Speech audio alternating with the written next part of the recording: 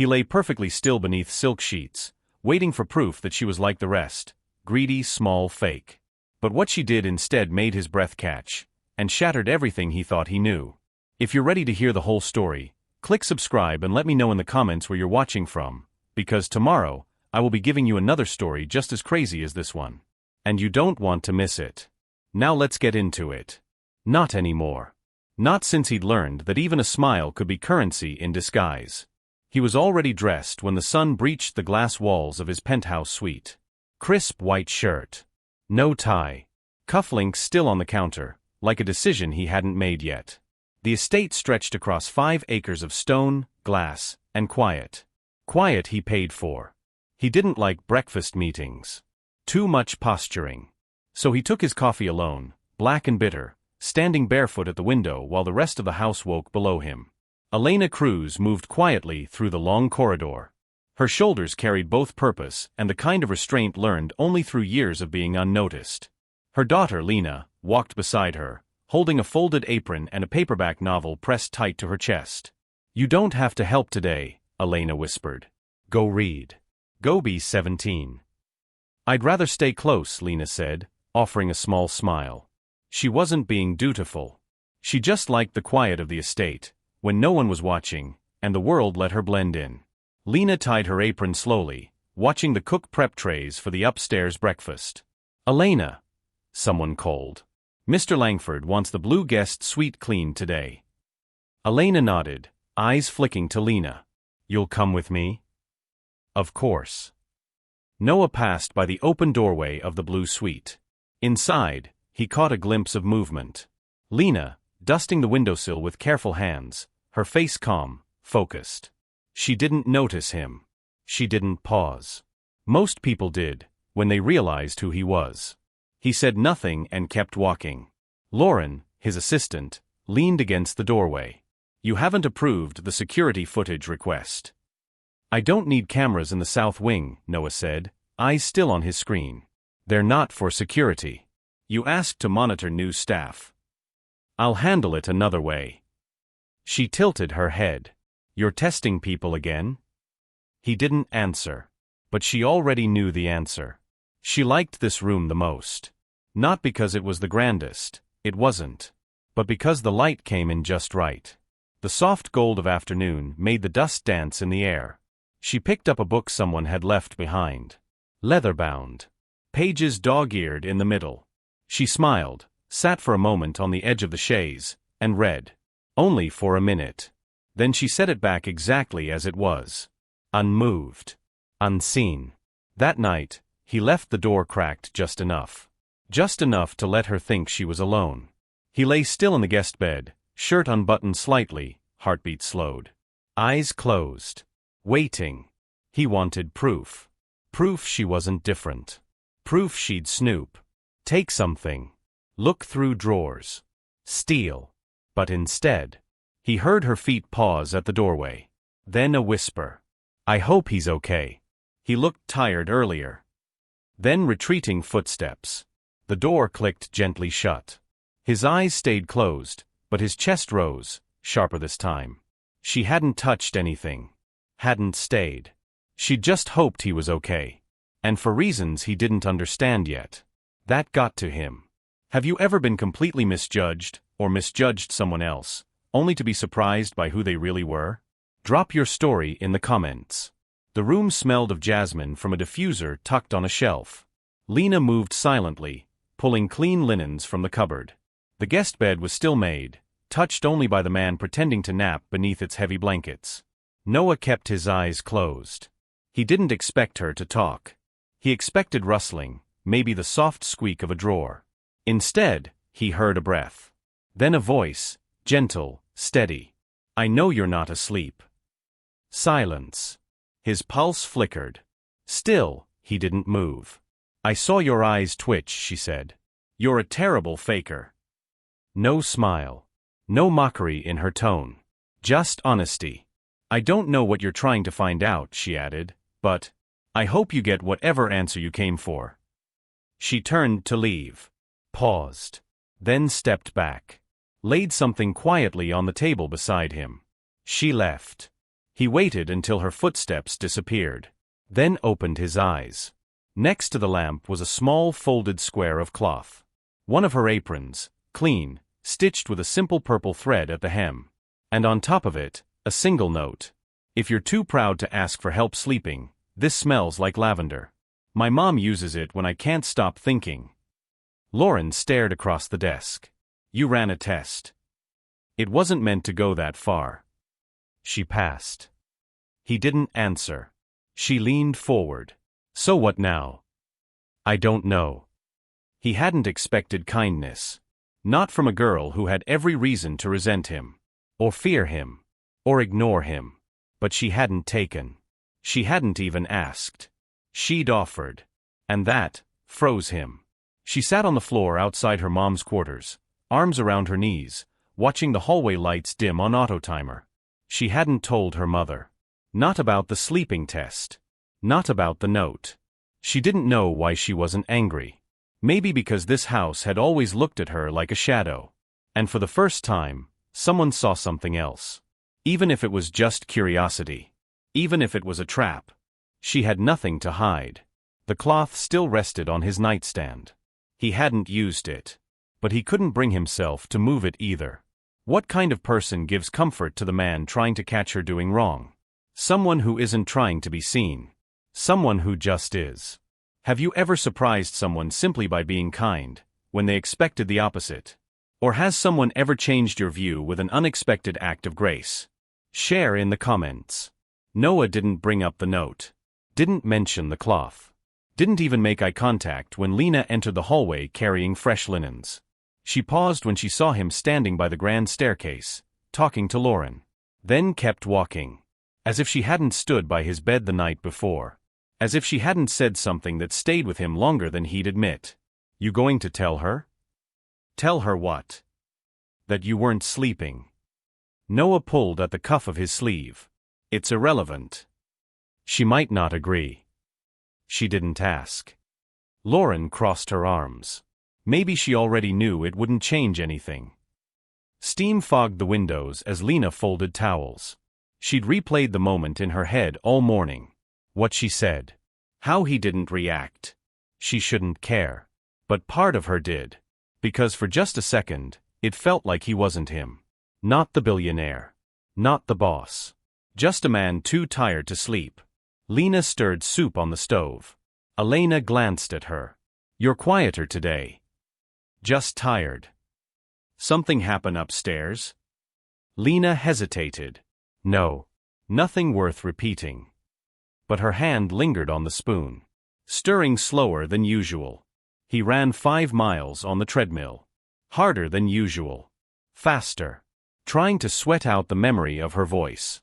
I hope you get whatever answer you came for. What was he looking for? He couldn't remember anymore. They nearly bumped into each other outside the blue suite. Noah stepped back. You're working late. She nodded. I'm covering for someone. They both paused. The silence wasn't awkward. It was full. But neither broke it. Then Lena walked past him, gently, as if she knew anything more would make things heavier. And Noah let her. He sat on the edge of the bed that night, staring at the cloth she'd left. Still untouched. He wasn't sure why he hadn't thrown it away. Or why he still felt like the one being tested. The storm came fast. Thick rain hammered the rooftop, soaking the gravel driveway in minutes. The sound echoed through the stone corridors like it had its own heartbeat. Lena pulled a sheet over the last window in the music room. The power flickered. Then went out. Transformers down, she said, hanging up. They can't send repair crews until tomorrow. Generators covered the essentials, but not the full house. Wi-Fi's gone, lights are on emergency mode, she told Noah. He looked up from his laptop. Call the staff. Keep them here for the night. We don't have enough quarters. Then open the guest suites. All of them. He didn't blink. Yes. Everyone gathered, slightly damp, murmuring. Lena stood near the back, arms crossed. Lauren read out room assignments. When she reached Lena's name, she hesitated. Blue suite. The room shifted. Lena froze. Isn't that Mr. Langford's? He's staying in the West Wing tonight, Lauren said quickly. Except, that decision hadn't been confirmed. Not out loud. Lena stepped inside slowly, unsure. The room was exactly as she'd last seen it. Quiet, elegant. Still smelled faintly of jasmine and lavender. She unpacked nothing. Just sat on the edge of the chaise, trying not to wonder if this was a mistake. Noah stood outside his temporary room. He stared at the door. Didn't open it. Then turned back. Lena heard the door open behind her. She stood immediately. Noah stepped in, rein still clinging to his coat. I thought, she began. They reassigned me, he said simply. A pause. There are 14 other rooms, she added. I prefer this one. A beat. I can leave, she offered. No, he said gently. Stay. They didn't speak much after that. He read by the fireplace. She sketched in the window seat, outlines of ivy climbing the glass. The rain never stopped. Before sleep, Lena folded the comforter on the couch. He glanced up from his chair. You don't have to stay out here. I know. She didn't move. He didn't insist. The silence between them wasn't cold anymore. Just full of something unspoken. Something waiting. The rain had slowed but not stopped. Lena stood at the window, coffee untouched on the sill. Her notebook lay open beside her, half a sketch of a face, strong, angled, unfinished. Behind her, Noah stirred. He'd fallen asleep in the armchair. She watched the steady rhythm of his breathing, the way his hand still clutched the corner of the blanket. Not guarded. Not powerful. Just tired. She looked away. They sat on opposite ends of the long low table. Muffins, fruit, coffee. Neither said much. Until Noah broke the quiet. Why do you do it? Lena looked up. Do what? This. Help your mom. Work here. Most kids your age don't spend weekends folding sheets. She hesitated. I don't see it that way. How do you see it? She set her fork down. We had a house once. Not this big. But it had a tree with lemons. My dad planted it. He didn't interrupt. He died when I was 8. Suddenly. Left my mom with bills, nothing paid off, and a daughter who missed the smell of lemons. Her voice didn't crack. So when she got this job, I didn't care about the title or the uniform. It was a home. And I stay close, because she deserves someone in her corner, even if no one sees her. He hadn't expected that. He'd expected vague gratitude or ambition. Not grief, spoken plainly. Not loyalty that didn't perform itself. You're nothing like I thought. She offered a half smile. Neither are you. Lena had stepped out to check on her mom. Noah noticed the open book left behind. The face on the page was familiar. Sharp jaw. Tired eyes. Half-shaded stubble. It was him. Unfinished. Real. He closed it softly and placed it where she'd left it. Said nothing when she returned. But she noticed. And didn't apologize. That night, they sat by the fire again. This time, closer. No one said anything meaningful. But the air felt warmer. Like maybe the worst parts of them had just met, and stayed. The power returned just after sunset. But neither of them turned the lights on. Instead, the fire crackled low. The shadows moved gently along the walls. Lena sat cross-legged on the rug, flipping through her sketchbook. Noah leaned against the arm of the couch, nursing tea instead of coffee. Something in the room had softened. Not the furniture. Them. She looked up. I'm a terrible faker. She smiled. You were twitching. I thought I was subtle. You were suspicious.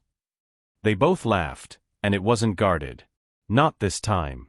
He asked her about the house she'd mentioned. She told him about the kitchen with the crooked drawer. The way her dad used to tap the tree trunk 3 times before picking fruit. Like a ritual. He believed you had to greet something before you took from it. Noah tilted his head. That's kind of beautiful. She shrugged. It was his version of manners. Do you miss it? She nodded. But I think about it less now. That used to feel wrong. And now it feels like letting go and keeping it at the same time. He said nothing, but she saw it in his eyes. He understood. At nearly midnight, she whispered, "You've never had real grilled cheese." "I'm a billionaire. I've had every kind of grilled cheese." She raised an eyebrow. "Truffle oil doesn't count." He followed her down to the kitchen. She cooked barefoot, humming softly. He didn't offer to help. He just watched, like maybe no one had ever cooked for him like this. They sat on the floor of the empty dining hall. Just the echo of rain. And the crunch of bread. "Okay," he said with a full mouth, "this might be perfect." "Told you. Do you always hum when you cook?" She smiled. "Only when I feel safe." The words hung there. Undisturbed. And real. Back upstairs, she paused outside her door. He stood just a few feet away. Neither moved. But something had. Something important. "Good night, Lena." "Good night, Noah." No titles. No walls. Just names. The sun returned. Everything outside glistened. Inside, the quiet had changed. Lena entered the study to drop off clean linens and paused when she heard her name. Noah's voice. Low. Serious. She hesitated. "She's Elena's daughter. Not a staff member. She shouldn't have been in the suite overnight." Lauren's voice followed. "You assigned her there." It was a mistake. Lena's fingers tightened around the laundry basket. He looked surprised when she stepped inside. "Lena." "Just dropping these off." She set the basket down without meeting his eyes. He opened his mouth, but she moved past him. No eye contact. No comment. She paced between the garden paths, fists in her pockets. She had been honest. Still. Kind. And now she was a mistake? She tried to blink away the sting, but it stuck. Not because she didn't expect it. Because she let herself hope anyway. He hadn't meant it like that. But the words came out too clean. Too cold. Like he was protecting himself before anyone could ask what she meant to him. And now, he had no idea how to undo it. Elena noticed. "Of course she did. You haven't spoken all day." Lena shook her head. "I'm fine." "You're not." Lena swallowed. He made it clear, "I'm not supposed to matter." He sat with the sketchbook. Still open to the half-drawn version of his own face. He wanted to finish the conversation. He wanted to take back the word mistake. But something in him was still terrified of being wrong about people. Even her. Especially her.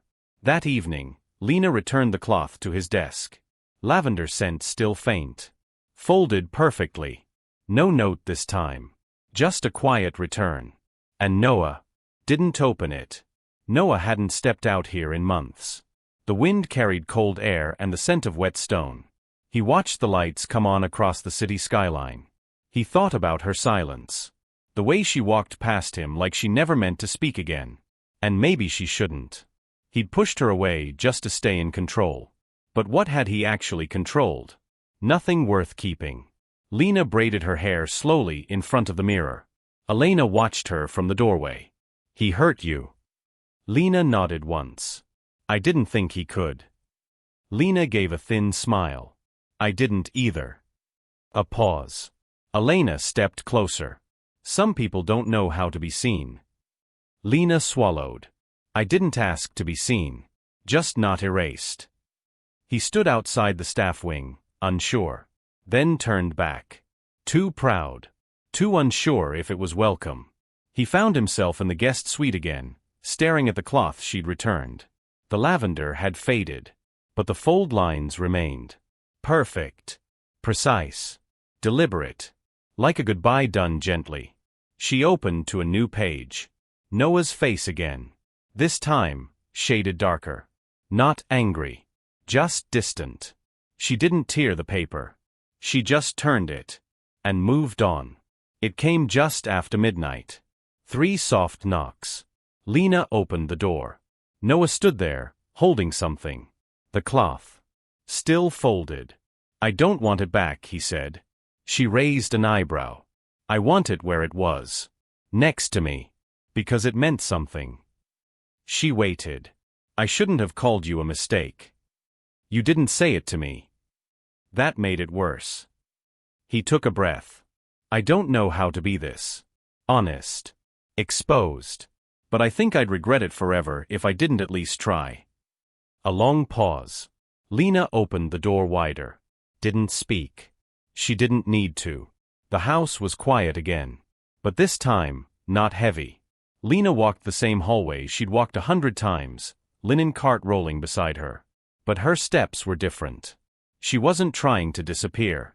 Noah looked up as she passed. She paused. Coffee. He gestured toward the second mug on his desk. Already poured. Already waiting. She smiled, just a little. Sure. They sat across from each other, sun catching on the glass. The lavender cloth was back on the side table. Unfolded. Present. I don't need an apology, Lena said softly. I know, Noah replied. I needed to give one. She nodded. Do you ever regret testing people? His answer came slow. I used to think it was smart. Safe. But I only ever felt alone. She held his gaze.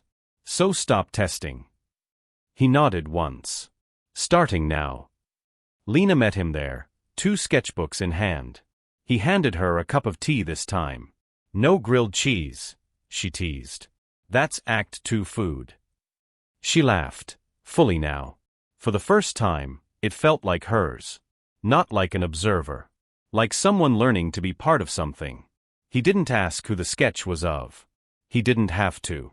Lena pulled something from her notebook. A page she'd torn out and folded. For you. He opened it. It was the original drawing. The first one, his face. But finished. Not perfect. Human. You left it unfinished, he said. So you could see what it looked like once someone stayed. The room was no longer for hiding or testing. It was where he worked now. Where she sometimes read. Where silence wasn't tension, just comfort. The lavender cloth stayed on the nightstand. Not as a reminder of what almost broke them, but of what didn't. He looked at her one evening and said simply, You weren't supposed to change everything. I didn't, she said. Then what did you do? She smiled, eyes soft. I stayed. Have you ever stayed for someone through something, even when it would have been easier to walk away? Tell us why. Your story might be what someone else needs to hear today. Thank you for watching this story to the end. If you enjoyed this story, you will surely love the next one. It's as crazier and more intriguing as you can ever imagine. So do check it out. Click on the image showing on your screen right now to watch the next one.